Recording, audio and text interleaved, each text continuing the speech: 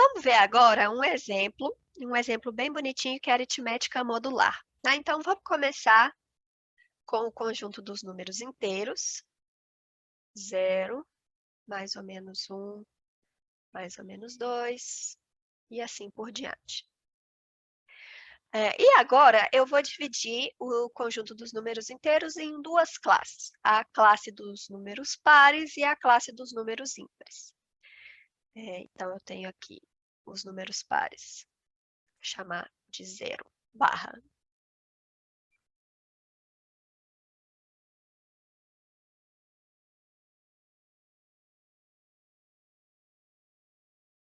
Zero, mais ou menos 2, mais ou menos 4, e assim por diante. E a classe do 1 é 1, mais ou menos 1, né?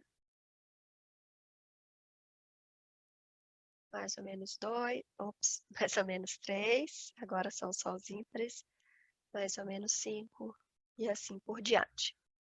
Então, agora, é possível, é fácil mostrar, fica como um exercício para vocês, que essa relação é definida por x, y, pertence a E, se x e y são pares, ou se x e y são ambos ímpares,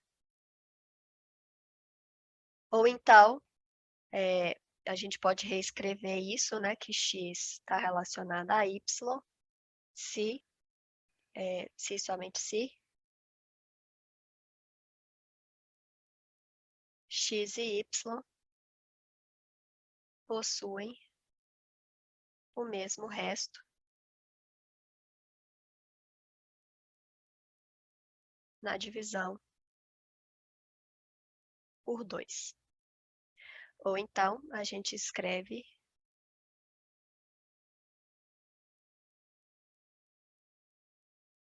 x igual a y, módulo 2. Então, não é à toa que a gente usa essa mesma notação, essa mesma palavrinha módulo, para aritmética modular e também para relações de equivalência mais gerais. Tá? Então, é fácil mostrar que isso aqui é, de fato, uma relação de equivalência, então fica como exercício para vocês. E a gente tem, portanto, o conjunto quociente, que a gente chama de Z2, que contém a classe do 0 e a classe do 1. E o interessante aqui é ver que a operação de soma que existe nos números inteiros, ela pode ser, ela é herdada pelo conjunto quociente também, ela faz sentido também no conjunto quociente. Tá? Então, é uma situação em que a gente pode transferir algumas características do conjunto original, que nesse caso é o Z, que se comportam bem em relação a essa relação de equivalência, também para o conjunto quociente. De maneira geral, a gente pode definir o conjunto Zn como o conjunto quociente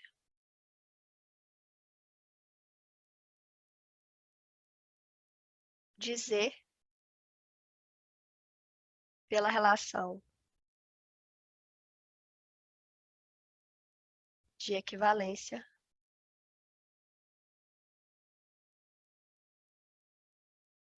que é a divisão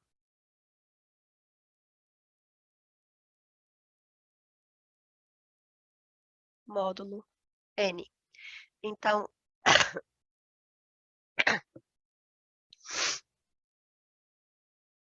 x e y pertencem a essa relação de equivalência se x e y possuem o mesmo resto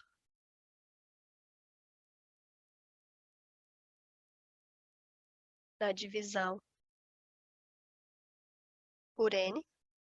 E aí o Zn, né, que é Z, o conjunto quociente de Z por essa relação de equivalência, vai conter as classes do 0, do 1, do 2, até o N-1.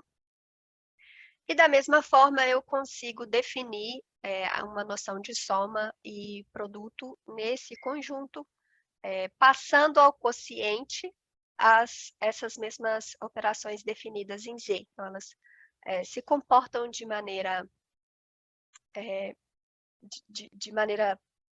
adequada para que a gente possa passar essa definição de Z para Zn.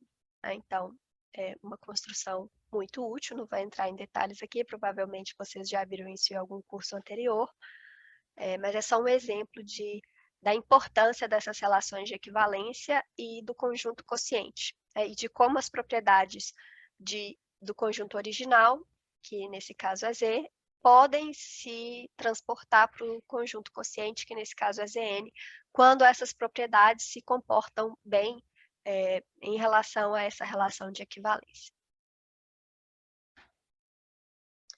Ok, então a gente definiu partição, depois a gente definiu relação de equivalência, mas acontece que esses dois conceitos estão interligados e a gente pode sempre passar de uma partição para uma relação de equivalência e de uma relação de equivalência para uma partição. Tá? Uma partição sempre permite que a gente defina uma relação de equivalência, uma relação de equivalência sempre define uma partição.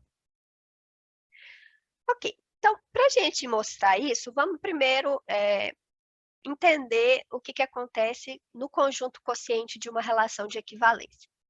Então, quando eu tenho uma relação de equivalência, as seguintes afirmações são equivalentes, né? Uma implica a outra e vice-versa. Então, a primeira é que A é equivalente a B. A segunda é que a classe de equivalência de A é o mesmo conjunto dado pela classe de equivalência de B. E por último é que a interseção da classe de equivalência de A com a classe de equivalência de B é diferente de vazio. Então, essa afirmação implica essa, que por sua vez implica aqui de cima, então elas são todas equivalentes. É isso que a gente vai mostrar agora. Tá? Então, vou mostrar que 1 implica 2, que 2 implica 3 e depois que 3 implica 1. Então, vamos mostrar primeiro que 1 implica 2. Tá? Então, o que é 1? Só reescrever aqui, 1 era A, está relacionado a B, e 2 é que a classe de equivalência de A é igual à classe de equivalência de B, né? Então, vamos supor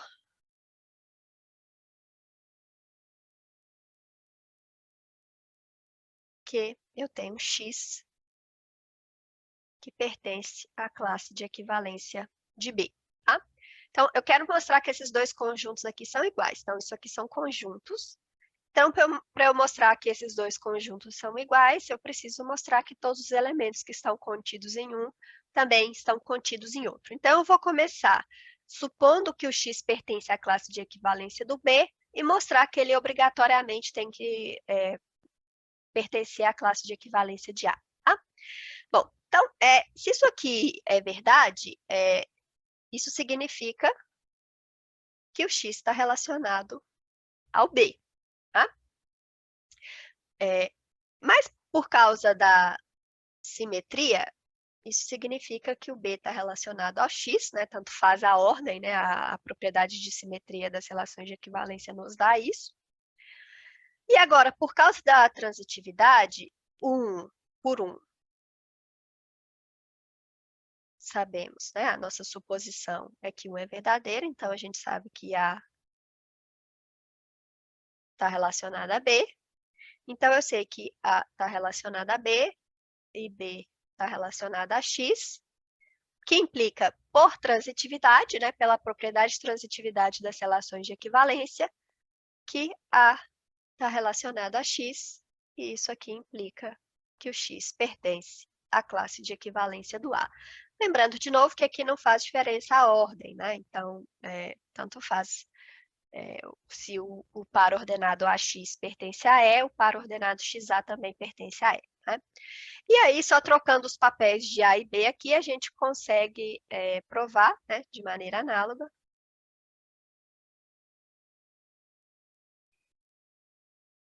a gente consegue provar que se X pertence a A,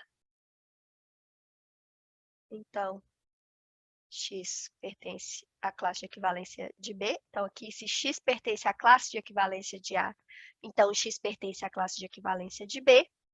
Então, todo elemento da classe de equivalência de B pertence à classe de equivalência de A e vice-versa. Todo elemento que pertence à classe de equivalência de A pertence à classe de equivalência de B. Isso aqui implica que esses dois conjuntos são iguais. Então, isso mostra para a gente que, assumindo a propriedade 1, a gente ganha a propriedade 2 como consequência. Ok, então vamos agora provar que 2 implica 3. Então, lembrando que 2 era A igual a B, a classe de equivalência de A igual a B, e a 3 era que a classe de equivalência de A interseção a classe de equivalência de B é diferente de vazio. Bom, então, pela propriedade, pela reflexividade de E, então eu sei que o Azinho está contido na classe de equivalência dele e Bzinho está contido, pertence à classe de equivalência dele. Isso significa que esses dois caras são diferentes de vazio. Tá? Então, como eles são iguais por 2, se A igual a B, então A interseção com B é igual ao próprio A, porque eles são iguais, né? E como A é diferente de vazio, isso aqui é diferente de vazio, ok? Então, se essas duas classes de equivalência são iguais, obrigatoriamente a interseção entre elas é diferente de vazio. Ok, então agora para fechar o ciclo, a gente precisa provar que essa propriedade 3 implica a propriedade 1. Então, agora a gente vai mostrar que 3 implica 1. Então, lembrando que 3 é classe de equivalência de A interseção com classe de equivalência de B diferente de vazio, e que 1 é A está relacionado com B. Tá, então, vamos agora assumir que vale a propriedade 3 e provar que vale a propriedade 1. Bom, então, se essa interseção aqui é diferente de vazio, então, por 3, existe X que pertence a essa interseção aqui, né? Porque é diferente de vazio. Então, isso significa que X pertence à classe de equivalência do A, o que significa que o X está relacionado a A. E isso aqui significa também que o X pertence à classe de equivalência do B, o que significa que o X está relacionado a B. Então, eu sei que existe um elemento que está relacionado a A e um elemento que está relacionado a B. Então, agora, de novo, por transitividade, né, pela propriedade transitiva das relações de equivalência, por transitividade, eu tenho que A está relacionada a B, que era o que a gente queria provar. Tá? Então, essas três afirmações são, de fato, equivalentes.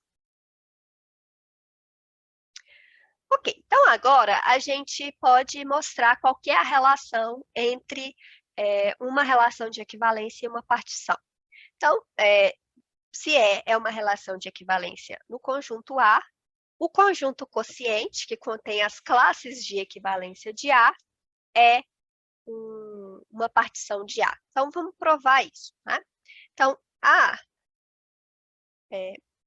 conjunto quociente A por E, só relembrando, contém as classes de equivalência pela relação E para todos os valores de x. Né? Então, como x pertence a classe de equivalência de X, eu tenho que todos esses conjuntos em A barra E são diferentes de vazio, que, lembrem-se, é a primeira condição que a gente tinha para que o conjunto, a coleção de subconjuntos de A fosse uma partição. Então, vamos relembrar aqui antes da gente continuar. Quais são as condições para eu dizer que um conjunto é uma partição de A? Então, uma coleção de conjuntos, de subconjuntos de A é uma partição. Então, primeiro, todos os elementos dessa coleção têm que ser diferentes de vazio. Eles têm que ser conjuntos disjuntos, então se eu pego dois que são diferentes, a interseção entre eles é vazia.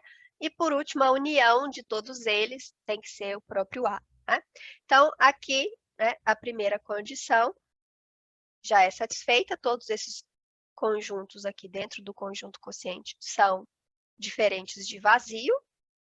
Então, o 2, eu sei que se x interseção com y é diferente de vazio, obrigatoriamente x tem que ser igual a y, pelo que a gente provou na proposição anterior. Lembrem-se que a gente provou a equivalência entre três afirmações, e duas delas eram essas afirmações aqui. Então, se eu tenho dois conjuntos dentro do conjunto quociente que tem interseção não vazia, obrigatoriamente esses conjuntos são mesmos, são iguais. Tá?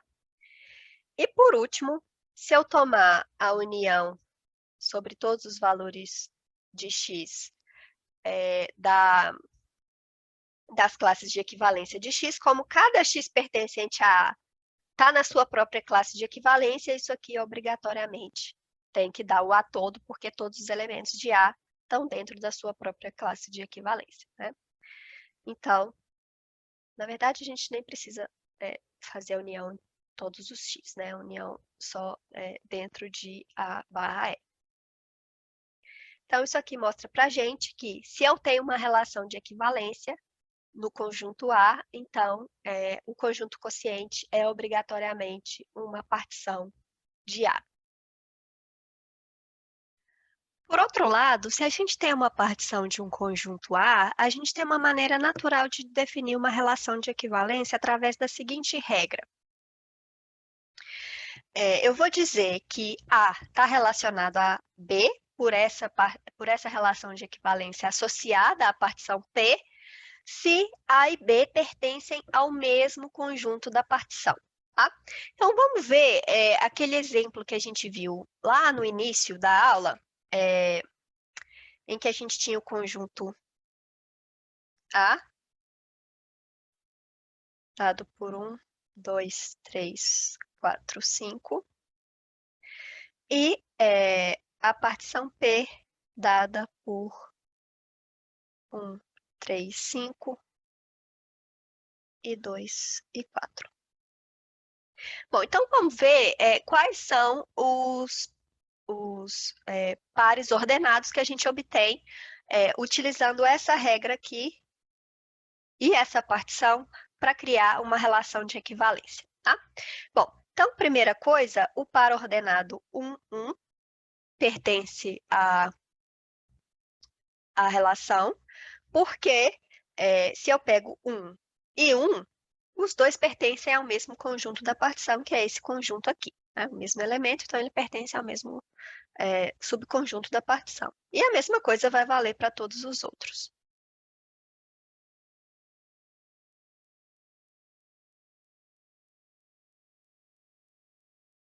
Agora, se eu olhar para esse conjunto aqui, eu vou gerar os pares ordenados da relação 1, 3 e, obviamente, 3 e 1, porque aqui a ordem não importa, né?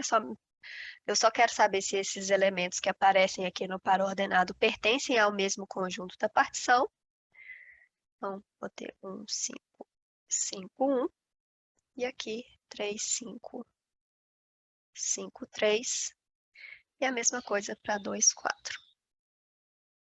Então, são esses pares ordenados aqui que geram a relação E associada a essa partição P aqui. E se a gente olhar essa relação é uma relação de equivalência, né? Ela é reflexiva, porque esses pares aqui pertencem à relação. Ela é simétrica, né? E é fácil mostrar que ela é transitiva também. Ok. Então, a gente viu que para esse exemplo, a relação que a gente obtém é uma relação de equivalência, mas vamos provar que isso é verdade no caso geral. Ok, então vamos provar que, independente de quem seja a partição, de quem seja o conjunto A, essa relação obtida através dessa regra é uma relação de equivalência. Ok, então o que a gente precisa para ter uma relação de equivalência? Eu preciso de que essa relação seja reflexiva, que ela seja simétrica e que ela seja transitiva, tá? Então, as duas primeiras são até triviais de provar, e a última também é fácil, mas é um pouquinho menos trivial que as outras. Então, primeiro, que ela é reflexiva, isso é trivial. Então, se eu tenho x, melhor, deixa eu escrever aqui y com y igual a x, dá na mesma. Então, se eu tenho esse par ordenado, eu tenho que x e y pertencem ao mesmo C da partição, obviamente, porque é o mesmo elemento, né? Então, eles têm que pertencer ao mesmo elemento da partição, o que implica que x e y pertence à relação E. Ok, então agora simetria. Simetria também é trivial, porque se x, y pertence a EP, agora não necessariamente x e y são iguais, não vou supor que são diferentes.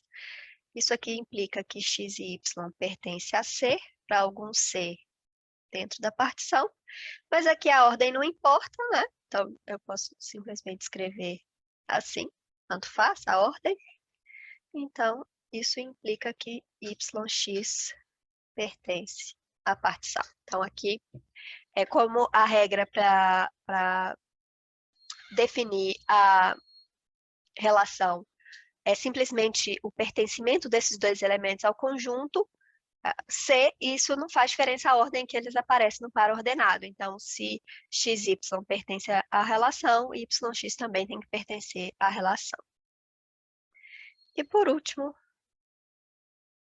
provar que ela é transitiva. Então, se XY pertence a EP e YZ pertence a EP, o que a gente tem aqui? Bom, então isso aqui, esses dois pares ordenados pertencerem à relação, significa que existe C pertencente a P, tal que X e Y pertencem a C. Isso também significa que existe um C' pertencente a P, tal que Y, Z pertence a esse C'. Só que se esse C e o C' fossem diferentes, como eles são conjuntos da partição, eles obrigatoriamente teriam que ser conjuntos disjuntos, eles não poderiam ter interseção não vazia. Mas a gente vê daqui que o Y pertence aos dois. Então, como Y pertence a C' interseção com C, e C e C' são elementos de uma partição, isso aqui implica que C' é igual a C. Isso aqui implica que X e Z pertencem a C, o que, por sua vez, implica que XZ pertence à relação. Então, a gente prova que essa relação, construída a partir da partição usando essa regra, satisfaz os três requisitos. Ela é reflexiva, ela é simétrica e ela é transitiva. Ok, além disso, a gente também consegue provar que, para todo a classe de equivalência do elemento A é igual a X, em que X é o elemento da partição que contém o elemento A. Ok, então vamos provar isso. Então, eu quero provar que esses conjuntos aqui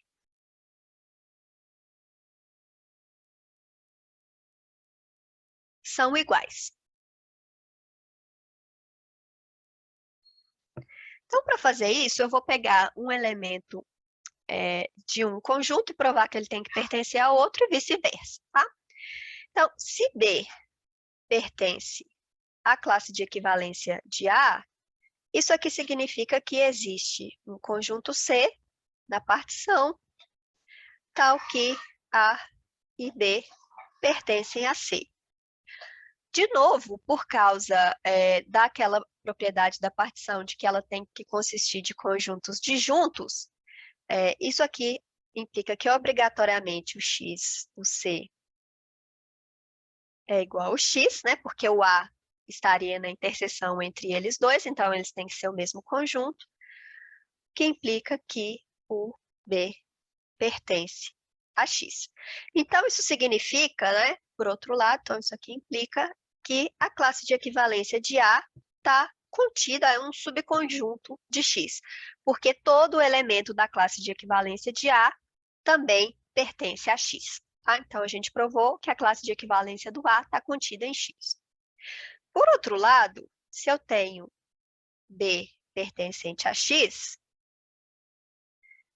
isso me dá que A e B pertencem a X, que é um membro da partição. Isso aqui significa que A está relacionada a B, por essa relação de equivalência, lembrando da regra, né? Dois elementos estão relacionados se eles pertencem ao mesmo membro da partição. E isso aqui significa que B pertence à classe de equivalência de A. Então, isso aqui significa, né, que X está contido em A, porque se eu começo com o elemento B pertencente a X, eu concluo que ele também pertence à classe de equivalência de A. Então, X está contido em A. Como a classe de equivalência de A está contida em X e X está contido na classe de equivalência de A, isso aqui significa que esses conjuntos são iguais. Então, o conjunto das classes de equivalência, o conjunto quociente nessa relação definida a partir da partição, é exatamente a partição. Né? Então, A dividido por EP, né? O conjunto quociente de A pela relação EP, é igual à própria partição P. Então, essa relação entre eles, entre a relação de equivalência e a partição, é uma relação bem importante. Então, isso que a gente acabou de ver, né? O conjunto quociente é a própria partição. Ok, então, mais um pouquinho de nomenclatura. Se a gente tem uma relação de equivalência em um conjunto A, eu digo que A é um representante daquela classe de equivalência, né? Para cada elemento que pertence a uma classe de equivalência é um representante daquela classe de equivalência. E o conjunto X, um subconjunto de A, é chamado de conjunto de representantes se ele possui um e apenas um elemento de cada classe de equivalência de E. Então, por exemplo, se a gente tem Z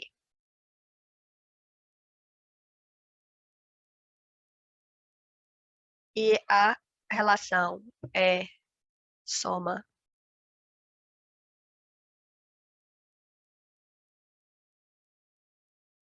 módulo 2, né? Dois elementos estão relacionados se o resto da divisão deles por 2 é o mesmo, eu tenho, por exemplo, a classe de representantes 0 e 1. Eu tenho um representante da classe dos pares e um representante da classe dos números ímpares.